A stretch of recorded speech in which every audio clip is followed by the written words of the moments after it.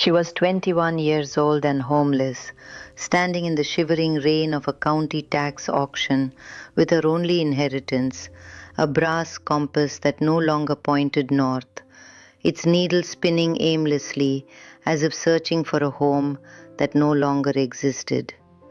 She had no family to turn to, no balance in her bank account, only a threadbare coat and a single-dollar bill she had found tucked inside the pages of her grandfather's old astrophysics textbook. And with that $1, she did something the local developers called a death sentence. She brought the deed to an abandoned stone observatory perched on the highest, most isolated peak of the Appalachians. It was a crumbling, copper-domed sentinel that had been struck by lightning so many times the locals claimed the mountain itself was trying to shake it off. The auctioneer didn't even bother to look her in the eye when he hammered the gavel. "It's a graveyard of glass and rust, kid," he drawled, his breath smelling of bitter coffee and indifference. "No electricity, no road access, and the telescope has been blind since the Great Depression." Lyra didn't flinch. She only reached out her trembling hand to take the rusted iron key, her fingers stained with the dirt of the streets she had been sleeping on for months. But what nobody in that room knew, what the geological surveys had missed and the history books had erased, was that inside the hollow brass base of that massive telescope lay a secret that defied the laws of both man and nature.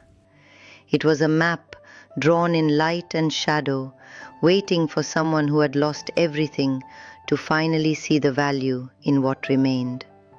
Before we continue, if stories about lost legacies and the courage to rebuild from the ashes mean something to you, hit subscribe. And tell us in the comments, where are you watching from today? We love seeing how far these quiet mountain roads travel. Mount Echo did not want to be climbed. As Lyra began the grueling 3-mile ascent, the trail vanished beneath a shroud of grey mist that tasted of pine needles and damp earth. The wind here didn't just blow, it screamed through the rock faces, a high-pitched whistle that sounded like the mountain was mourning its own isolation. Every step was a battle against the steep incline and the freezing air that seemed to turn the moisture in her lungs into tiny needles of ice. The scent of ozone hung heavy in the air, a metallic electric warning of the storms that frequently battered the summit. As she neared the top, the observatory finally emerged from the fog like a ghost ship in a grey sea. Its copper dome, which should have been a brilliant orange, was now a deep, haunting malachite green, corroded by decades of rain and lightning strikes. The building didn't just stand there, it watched her. It held its breath for 70 years, waiting for the blood of the man who built it to return and turn the key. Lyra reached the summit and looked through the cracked glass of the perimeter fence. The silence was absolute, a heavy, expectant quiet that made the hair on her arms stand up. She walked toward the telescope, its silhouette looking like a giant's finger pointing toward a sky it could no longer see. She leaned her head against the cold metal housing of the eyepiece, and that's when she saw it. Through the dusty, clouded lens, she didn't see the grey clouds of the afternoon. She saw a shimmering, kaleidoscopic vision of glowing violet and deep, burning orange, colors that didn't exist in the sky above her. The telescope wasn't looking up, it was looking down. And what it was seeing was buried so deep that the world had forgotten it was even there. Lyra didn't come to this mountain because she had a choice. She came because she was the last thread of a tapestry that had been ripped to shreds by a world that didn't care for dreamers. Her grandfather, Dr. Silas Thorne, used to say that the stars don't just hang in the sky. He believed they were anchors, holding the soul in place when the winds of life got too violent. Silas was the man who had ground the primary lens of the Mount Echo telescope by hand in the late 1940s. He was a giant in the field of astrophysics, a man who saw patterns where others saw only chaos. But giants are easy targets for those who live in the shadows of small ideas. The university board called his final theories the delusions of a wandering mind. They claimed he was obsessed with things that didn't exist, like a secondary light source buried within the earth itself. They stripped him of his tenure, his funding, and eventually his dignity. He died in a cramped, drafty room in a county care facility. He spent his final days clutching a piece of clouded optical glass and whispering about a fire in the stone. Lyra grew up hearing those whispers, but she never truly understood them until her own world turned to ash. By the time she turned 21, the Thorne legacy was nothing but a memory. Her parents' boutique engineering firm collapsed under a mountain of bad debt and predatory lawsuits. In the span of a single month, she lost her tuition, her home, and the two people who were her entire universe. Grief is a silent thief that steals the air from your lungs before you even realize you're suffocating. Her father went first, a sudden, massive heart attack that left him slumped over his drafting table. Her mother followed just 2 weeks later, as if her own heart had simply decided it was too tired to beat alone.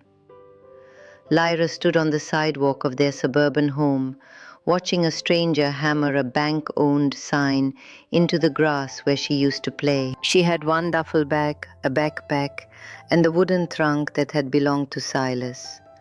Inside that trunk, buried under old slide rules and moth-eaten sweaters, was the deed to the observatory. It was a worthless piece of paper for a building that the world had left for dead. The county put it up for tax auction because the back fees had piled up like dead leaves. Nobody bid on it. Local developers knew the summit of Mount Echo was unstable, shifting like a restless animal in its sleep. They told stories of the mountains swallowing equipment and the road washing away every time it drizzled. So when Lyra raised her hand in that humid auction room and offered her last dollar, the room went silent. The auctioneer didn't see a new property owner. He saw a desperate girl buying her own tomb. Lyra spent her remaining change on a one-way bus ticket to the trailhead.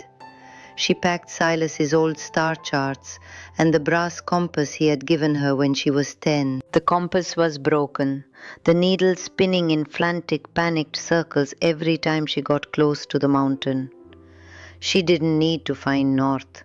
She needed to find a place where she could finally stop running. As she stood there at the summit now, looking at that impossible violet glow through the clouded lens, she felt a vibration. It wasn't a sound but a hum that started in the granite beneath her feet and traveled up through her bones. She realized then that her grandfather hadn't been crazy. He hadn't been looking for stars. He had been looking for a way to see through the darkness of the earth itself.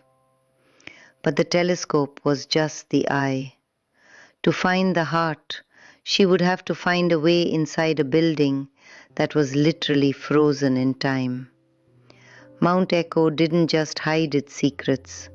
It protected them with a fortress of gravity and broken stone. The access road Lyra had seen on the old maps was a lie, a ghost of a path that had been swallowed by the forest and chewed up by the shifting mountain decades ago. She had spent the last 2 hours scaling a vertical rock face where the trail had simply vanished into a landslide of shale and slate. Her fingers were raw, the skin peeling back from the rough granite, but the pain felt like the only thing tethering her to the earth. The trees around her had changed from sturdy oaks to skeletal wind-bent pines that hissed as the wind passed through their needles. The air grew thin and took on a sharp metallic quality, the kind of air that tastes like old pennies and impending snow. Just as her legs began to give out, she reached a small plateau halfway to the summit and saw something that stopped her heart. Hanging from the branch of a gnarled dead hemlock was a rusted iron lantern. It wasn't a modern piece of gear left by a hiker. It was a heavy industrial lamp from the mid-century, its glass cracked but its metal frame surprisingly intact. Lyra reached out and wiped away a thick layer of grime from the base of the lantern. Scratched into the metal with a steady hand was a single date, September 14, 1950. That was the exact day her grandfather had been escorted off the mountain by the university board. The lantern wasn't discarded. It was placed there, hanging like a silent sentinel guarding the approach. She wondered how many people had walked past this spot without seeing it, or if she was the only one meant to find the trail. She pushed forward, the weight of the mystery feeling heavier than the backpack on her shoulders.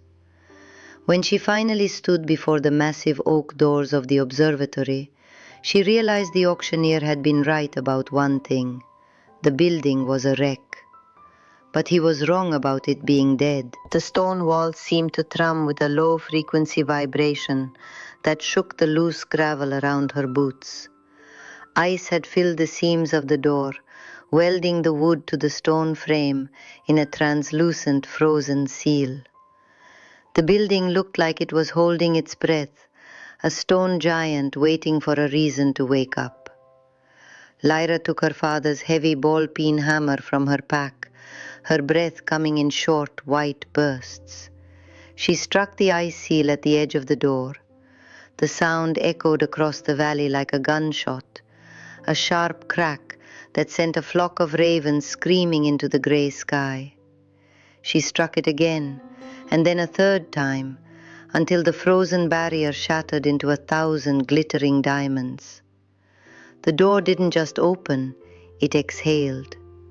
A rush of air from inside the building hit her face, carrying the scent of dry parchment, ozone, and a deep, ancient cold that felt older than the mountain itself. She stepped inside, her flashlight beam cutting through a darkness so thick it felt like wading through water. The interior was a cathedral of science, perfectly preserved in a deep freeze that had stopped the clock in 1953. Glass beakers sat on workbenches next to half-finished calculations written in her grandfather's sprawling hand. The floorboards didn't creak, they were solid, anchored into the bedrock of the mountain. She moved the light toward the center of the room, where the base of the great telescope rose like a brass altar. Everything was covered in a fine white frost that made the metal shimmer like moonlight. But as she got closer to the eyepiece, she noticed something that made her blood run cold. There were no footprints in the dust. There was no sign of anyone having been here for 70 years.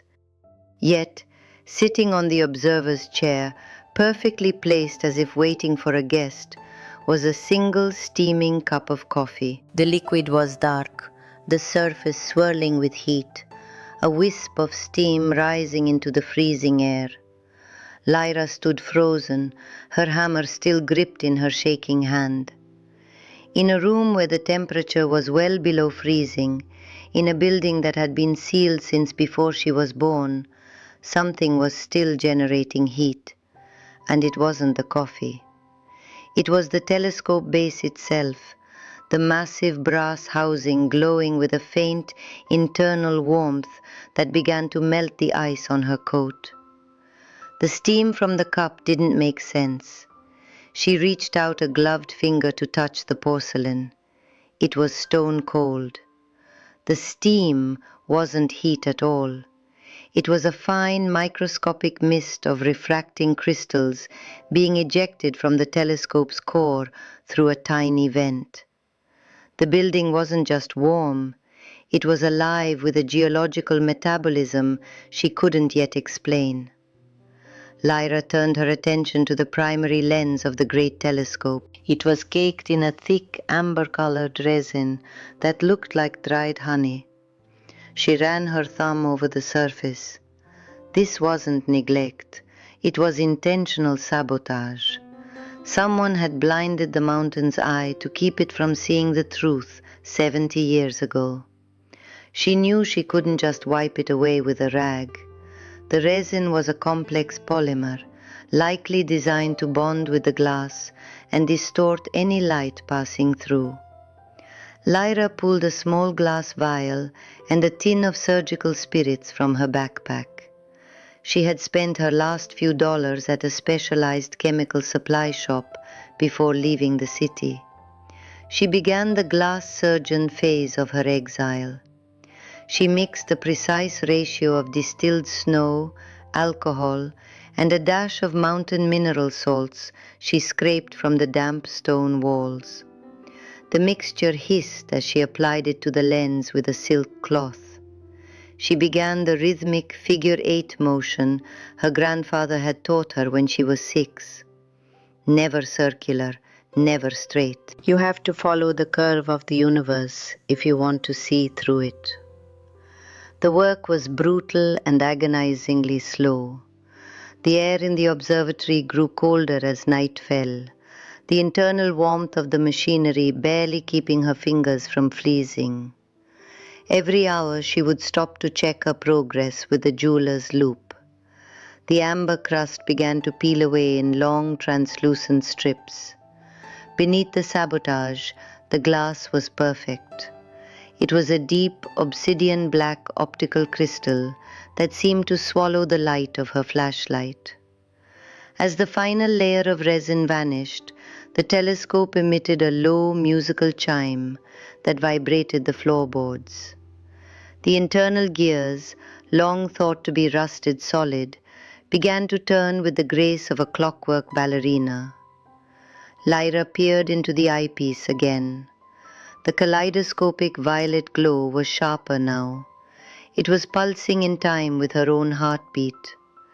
But as she adjusted the focus wheel, she felt a mechanical resistance. Something was wedged deep inside the brass housing of the focus assembly.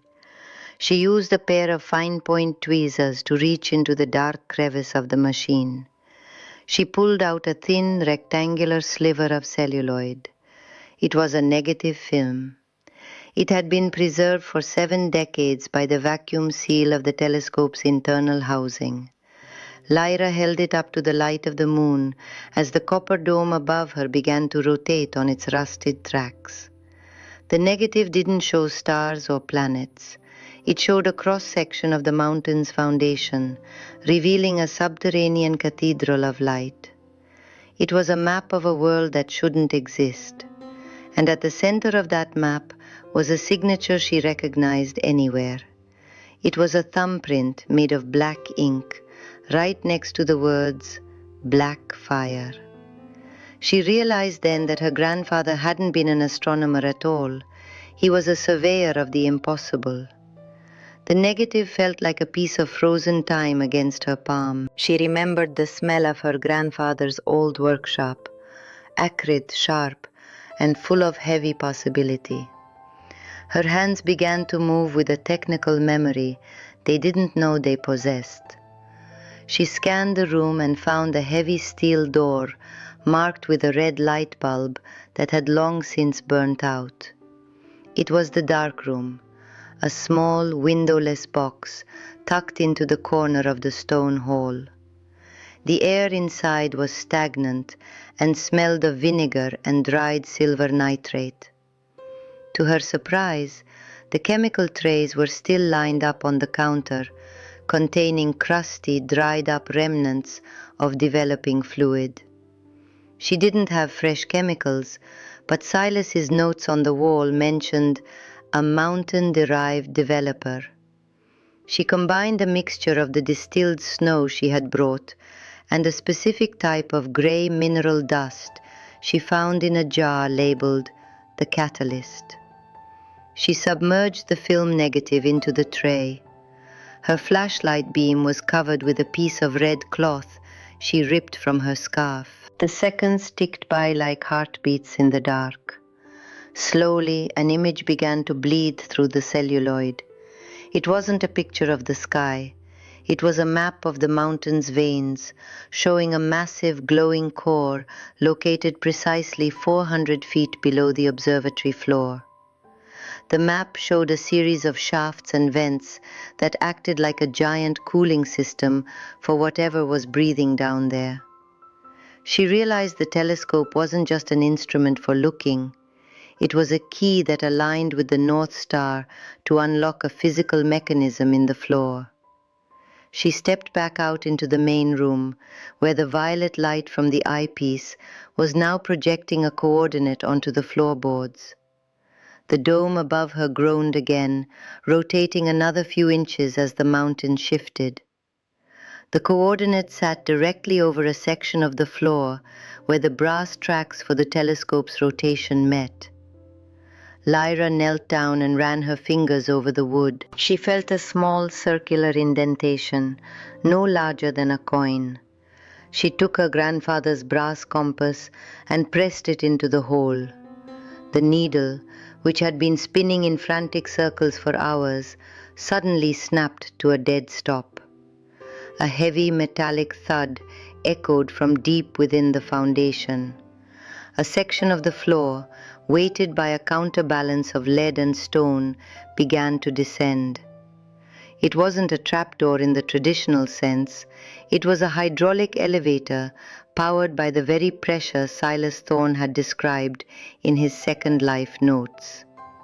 The descent was silent and smooth. As she lowered into the dark, the scent changed. It no longer smelled of old wood and dust. It smelled of deep earth, ancient rain, and something sweet, like burning sugar and ozone. The violet light from above faded, replaced by a dull, throbbing orange glow that pulsed from the walls of the cavern. She stepped off the platform and onto a floor made of solid, translucent crystal. Below her feet, a vein of black fire stretched out like a frozen river of lightning. These were the rare black opals her grandfather had been discredited for discovering. They weren't just stones, they were reservoirs of geothermal energy, glowing with an internal heat that warmed the entire cavern. The beauty of it was suffocating. It was a fortune in jewels, yes, but more than that, it was a source of clean, limitless power. And there, sitting on a natural stone pedestal at the center of the vault, was a single sealed vellum envelope. The orange light in the cavern pulsed like the slow, steady breathing of a sleeping giant. Lyra reached for the envelope on the pedestal, her fingers brushing against the cool, heavy vellum. Her name was written on the front in a script she had seen on 1,000 birthday cards and homework assignments. For Lyra, when the stars align beneath her feet. She broke the seal, and the scent of dried lavender and old leather filled her senses. The letter was dated December 12, 1953, the very night her grandfather vanished from the academic world. "My dearest Lyra," the letter began, the ink sharp and clear as if it had been written an hour ago. "If you are reading this, then the world has taken everything from you, just as it tried to take it from me. I didn't lose my mind on this mountain, though the men in their polished boardrooms wanted you to believe so. I found the black fire, but I also found the greed that follows it like a hungry wolf. The university board wasn't interested in science. They were interested in a mining lease that would have hollowed out this peak and poisoned the valley below. So I gave them a choice.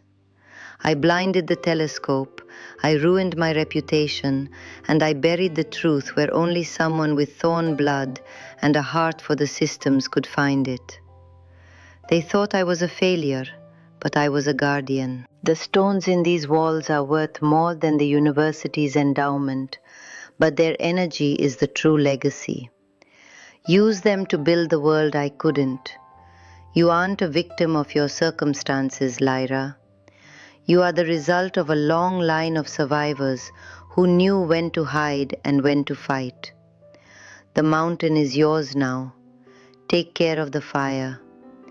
Lyra sat on the crystal floor, the letter pressed against her heart as the first real tears in months finally broke through. She looked up at the wall of the cavern where a single black opal was wedged into a crack in the granite. She reached out and touched it, and the stone flared with a brilliant, blinding violet light.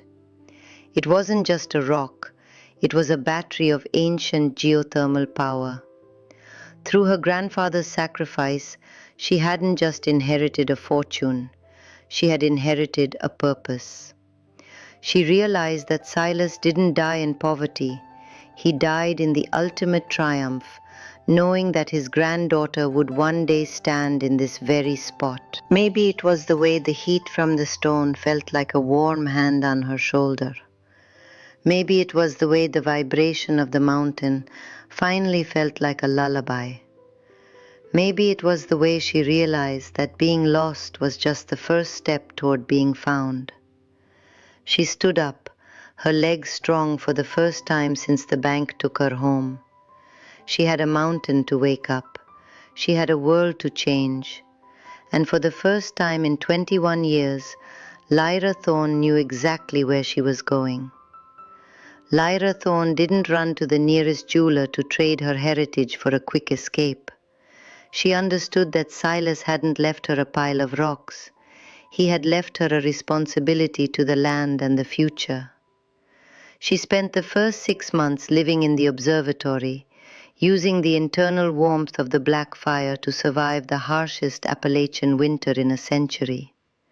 She used the technical notes from the Second Life system to build a small-scale geothermal generator that powered the building and a satellite uplink. Day by day, she scrubbed the stone walls with a mixture of vinegar and grit until the granite sparkled like silver in the morning light. She repaired the copper dome, hammer blow by hammer blow, until the malachite green gave way to a brilliant, defiant orange. The local townspeople watched from the valley as the graveyard of glass began to glow with a steady, welcoming light every evening.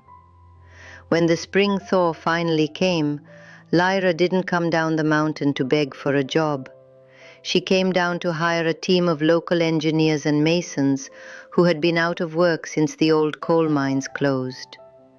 She didn't open a traditional mine that would scar the mountain or poison the creeks. Instead, she established the Thorne Geothermal Research Center, utilizing the natural heat of the black opals to provide clean energy to the entire valley. The developers who had laughed at her $1 bid were now the ones standing in line at her gate, offering millions for a piece of the peak. Lyra turned them all away with a quiet, knowing smile that carried the weight of 3 generations of survival. She turned the ground floor of the observatory into a tuition-free school for atmospheric science and mechanical engineering. She wanted to make sure that no other dreamer would ever be called crazy for seeing what others were too afraid to imagine. The telescope was no longer blind. It was fitted with a new, state-of-the-art digital array that allowed the students to track the stars and the earth simultaneously. On the 3rd anniversary of the auction, the town held a festival at the base of Mount Echo to celebrate the rebirth of the ridge. Lyra stood on the balcony of the copper dome, looking out over a valley that was now thriving and bright. The air smelled of fresh pine, blooming wildflowers, and the sweet, clean scent of a world that had been given a second chance. She reached into her pocket and pulled out Silas's old brass compass. It didn't spin in circles anymore. The needle pointed directly toward the ground beneath her feet, steady and true. She finally understood that home isn't a place you find on a map. It's a place you build with your own two hands, out of the wreckage of what you've lost. Loss is just the earth clearing space for something new and beautiful to grow. It is the silence between the notes that allows the music to mean something. For some, the place that has been waiting is a rusted boat on a bayou or a stone cottage on a rainy coast. For Lyra, it was a crumbling tower on a mountain peak that everyone else had given up on. The form doesn't matter as long as you can stand inside it and feel your heartbeat align with the rhythm of the walls. Lyra Thorne was 21 years old and homeless when she bought a death sentence for $1. It was the best dollar anyone in the history of that mountain had ever spent. If this story moved you, share it with someone who is currently standing in the ruins of their own life. Remind them that the dust is just the beginning of the restoration. Tell us in the comments, what is the one broken thing in your world that you are finally ready to fix? We'd love to hear your journey of rebirth.